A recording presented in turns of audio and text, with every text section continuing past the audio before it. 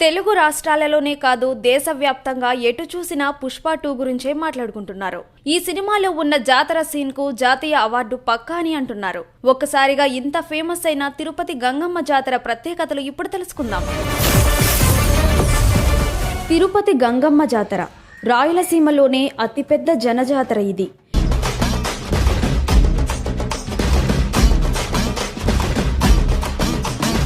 వింత ఆచారాలు, విచిత్ర వేషధారణలతో వారం రోజుల పాటు సాగే ఈ జాతరలో అనేక ప్రత్యేకతలు ఉన్నాయి.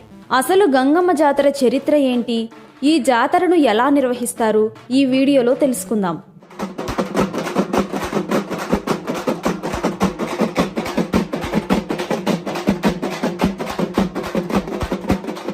తాతయ్యగుంట గంగమ్మ తిరుపతి గ్రామదేవత. ఆ గంగమ్మ తల్లి గురించి ఓ కథ ప్రాచుర్యంలో ఉంది. తిరుపతిని పాలెగాళ్లు పరిపాలించే కాలంలో ఒక పాలెగాడు తన రాజ్యంలోని యువతులను అత్యాచారం చేసేవాడని, కొత్తగా పెళ్లైన వధువులంతా మొదటి రాత్రి తనతో గడపాలని ఆంక్షలు విధించాడని చెబుతారు. దాంతో ఆ పాలెగాడిని అంతం చేసేందుకు తిరుపతికి 2 కిలోమీటర్ల దూరంలోని అవిలాల గ్రామంలో కైకాల కులంలో గంగమ్మ జన్మించిందని భక్తుల నమ్మకం.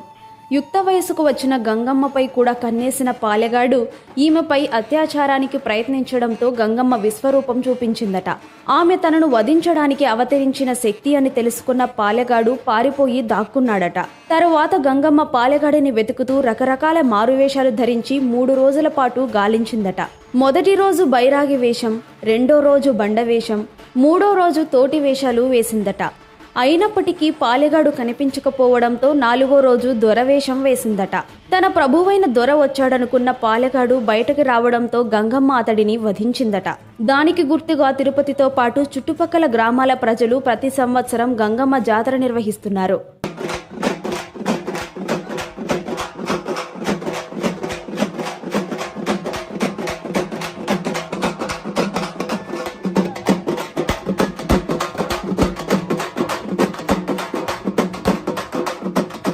తమిళ సాంప్రదాయం ప్రకారం ప్రతి ఏటా చిత్రీ నెల చివరి మంగళవారం చాటింపు జరుగుతుంది.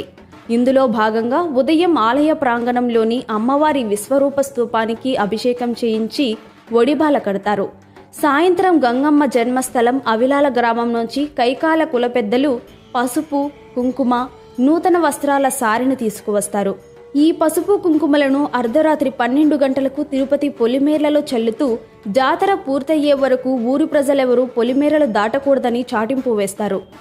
భక్తులు రకరకాల వేషాలు ధరించడం ఈ జాతర ప్రత్యేకత. మొదటి రోజున వేసే బైరాగి వేషం కామాన్ని జయించడానికి గుర్తుగా భావిస్తారు. 2వ రోజు బండ వేషాన్ని మనిషి కష్టనష్టాలకు వెనుకాడకుండా బండలా ఉండాలనే సత్యాన్ని చాటుతుందని నమ్ముతారు. ఇక 3వ రోజు చిన్నపిల్లలు ఎక్కువగా వేసే తోటి వేషం ఉంటుంది. 4వ రోజు వేసే దొరవేషంతో నృత్యాలు చేస్తూ ఊరంతా తిరిగిన తర్వాత మొక్కులు చెల్లించుకుంటారు.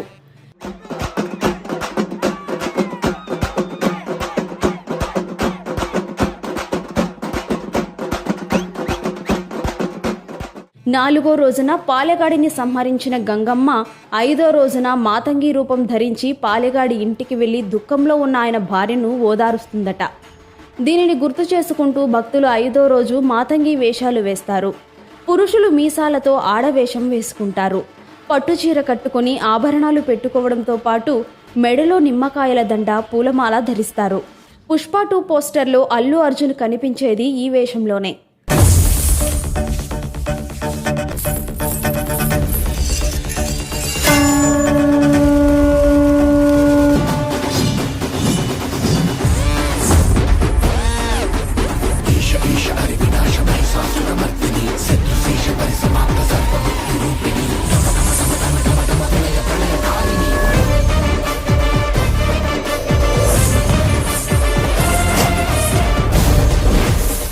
ఇక 6వ రోజు సున్నపు కుండల వేషం వేస్తారు.